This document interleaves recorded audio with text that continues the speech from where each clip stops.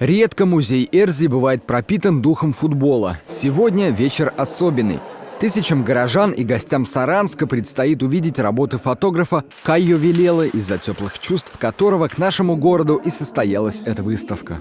Известный бразильский журналист, фотограф, путешественник приезжал к нам в Саранск. Конечно, он пришел к нам в музей, мы лично с ним знакомы, завязалась такая дружба, и, в общем-то, вот так вот постепенно мы вышли на то, чтобы, конечно, сделать его персональную выставку, потому что действительно те 40 кадров, которые мы сегодня видим, прекрасно показывают развитие футбола. В Бразилии футбол любят абсолютно все, в том числе и фотографы. Главным трудом жизни Вилела называет свой проект «Футбол без границ».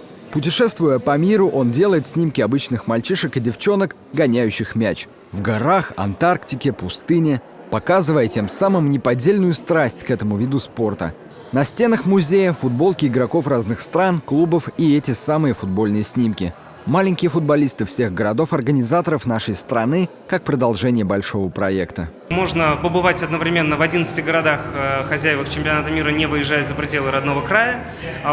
Также выставка составит надеемся, вызовет предметный интерес у фотографов, потому что они смогут, возможно, перенять опыт, восхититься чем-то или сказать: ага, я так тоже умею делать.